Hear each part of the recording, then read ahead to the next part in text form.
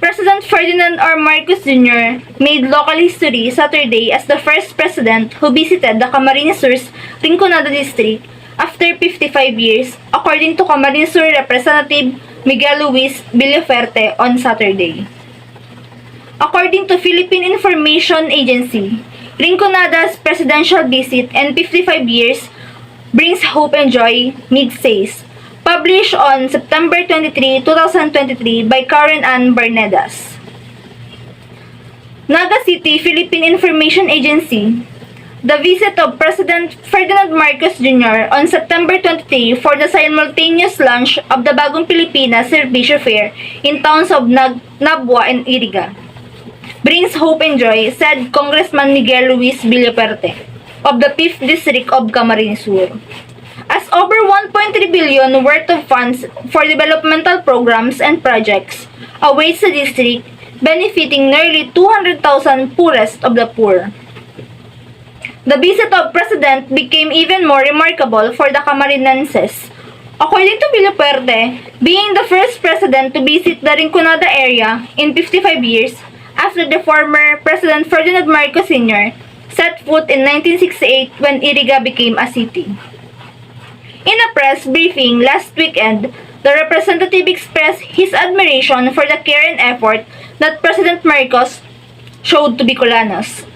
The president was also declared the adopted son of Camarines Sur in March this year. He said that PBBM personally handpicked the Rinconada area for this whole-of-nation endeavor that brought hundreds of social, regulatory, health, and livelihood services and benefits from 43 government agencies and institutions. Here are the source evaluations of the news articles about the Rinconada's presidential visit here in Bicol regions. Bakit nga ba pumunta ng Bicol si PBBM for the first time after 55 years? Now, we are going to evaluate why and what's the purpose of PBBM here in Bicol and dapat bang irespeto o paniwalaan ang kanyang panibagong pangako. Natatandaan niyo ba nung nangangampanya pa lamang si PBBM, nangako siya na kung sakaling manalo o maging isang ganap na presidente ng bansa ay matutupad ang kanyang mga pangako or sa mas pinandaling sabi, bagong Pilipinas, bagong muka. Na pinanghawakan nga naman ng ating kapwa mamamayan. And now, September 23, 2023, President BBM also visit here in Bicol, Camarines Sur for the first time upang unti-unting tuparin ang kanyang mga pangako. Also, PBBM personally handpicked the Rinconada's area for his School of Nations endeavors that brought hundreds of social, regulatory, health, and livelihood service and benefits for 43 governments and institutions.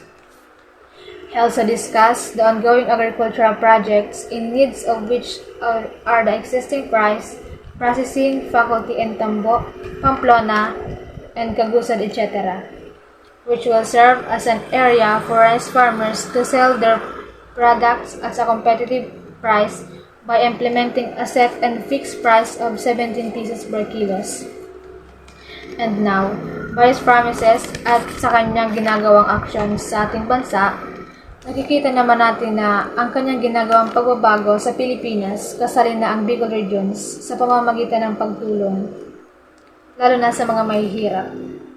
Especially for his giving worth of 1.3 billion funds for developmental programs and projects awaits the district benefiting nearly 200,000 tourists for poor. In the province of Albay and Masbate, these areas are on high alert in terms of security. We normally augment the number of personnel from the Philippine National Police or PNP and the Armed Forces of the Philippines or AFP.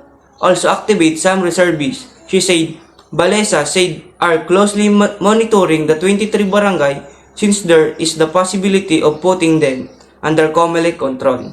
All the factors that may affect the conduct of collection are present such as intense political rivalry, presence of private armed groups or PAG, and presence of communist terrorist group or CTG. Last Monday, we submitted the listing, the commission, and bank, and hopefully they'll already resolve this listing since they have an en banc session today. We will just wait, they will see, read category if whatever or not to place these are under COMELEC control, she said. Meanwhile, in separate interview, COMELEC Albay election supervisor Maria Aurea Bobo now said that even if there are barangay under the red category, they are still confident of a smooth, peaceful, and orderly election. With the full force of the PNP or Philippine National Police and the AFP, Armed Forces of the Philippines, our deputized agency with the Coast Guard and the Coastal Barangay, we are assuring the Commission to peaceful election. Bubumano said, meanwhile, a total of 49 candidates have been ordered by the COMELEC to answer allegation of premature campaign. In Rinconada, government agency and institution. Nakakataba ng puso ang personal appearance ng ating mahal na Pangulo sapagkat napakaraming ayuda, asistensya, programa at proyekto ang dadating sa ating sa lalawigan. Ako mismo believe sa grassroots approach ng ating presidente. My heart is filled with the president personnel appearance because this is a significant identification that more aids, assistance, programs, and projects will come in our province. For one, I'm inspired by the grassroots approach of our president, Congressman Villapuerte said, after the official launch of the BPSF in the Camarines Sur Polytechnic College in the municipality of Nabua, President Marcos led the rice distribution at the University of St. Anthony in Iriga City, wherein a total 2.5 million rice sacks were given to around 2,000 beneficiaries on the same day. Aside from the bounty, support the lawmaker also made his public appeal the national government for additional funding for food mitigation programs and infrastructure since one of the prominent problem in the Rinconada area is that is a catch basin water flow from Mount Isarog, Albay, and Baao mountains in all districts of this province. Slowly but surely, we will find a solution. There's a process but ang napakaganda, bukas pa ang isip, ang puso, nakikinig ang Pangulo at yun ang magandang bagay. But what is good is that the President has an open heart and open mind to listen to this call. He added, he also discussed with the President their ongoing irrational project processing facility in Tambo, Pamplona, in Cagasod, Bula, which will serve as an area for rice farmers to sell their produce at a competitive price by implementing set and fixed price of 17 per kilo. On the other hand, Congressman Villapuerte said the President mentioned that once all 81 provinces have conducted BPSF, there will soon be regular runs of service, kararayan, in all areas of the country. Attorney Sean Kapukyon, representative from the office of the Speaker, said that there are legislative measures being taken institutionalized BPSE.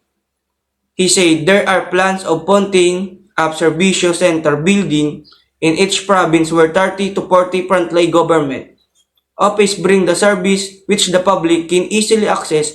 Other agencies also intend to join the next BPSF. An attorney also expressed his utmost thankfulness to the provincial government of Camarines Sur, all participating agency, the media, and resident who join and benefit from this national event from Camarines Sur. Thank you. The impact in audience consideration. This article showed that former President Bongbong Marcos expressing interest of his administration in the Bicol region. It could impact the audience by potentially gathering a support or concern depending on the view of Marcos family historical legacy. This can shape the audience and readers a perception and raise awareness by serving as source of information that can influence the public opinion and attitude regarding to the political history, governance, and regional dynamic in the Philippines. The opinion and action of audience or readers to this article are likely diverse. Some people may support President Bongbong Marcos seeing a potential benefit for the region, where others express concern or opposite due to the historical controversies associated with the Marcos family. Also, the readers having curiosity about article for the former President Bongbong Marcos visiting in the Camarines Sur. Based on the audience or readers, political views, it's essential to consider the complex political landscape and perspective with the Bicolanos community. This is the reasonable insight may motivate the readers to change their behavior, to take specific action based on the information presented of the article. The absolutely understanding to this reflecting diverse opinion and expectation within the community. According to Congressman Miguel Luis Villaferte of the 5th District of Camarines Sur, President Ferdinand Marcos Jr.'s visit on September 23 for the simultaneous opening of the Bagong Pilipinas Servicio Fair in the towns of Nabua and Iriga brings happiness and hope because the district will soon receive over 1.3 billion in funding for projects and programs that will help the area's nearly 200,000 poorest residents.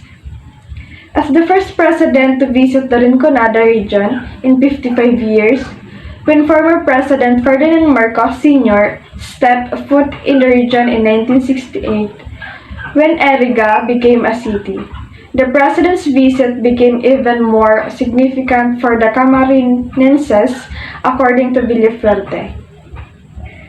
By acting as a source of knowledge that can affect the general public's opinions and attitudes regarding the political history, governance, and regional dynamics in the Philippines. This article can help shape perceptions and increase awareness. The readership of this post is likely vary in both viewpoint and response. Some may be in favor of President Bongbong Marcos because they see possible benefits for the area, while others may be against him because of the family's controversial past. It's crucial to take the Bicolanos community's perspective and the complex political scene into account. That's all.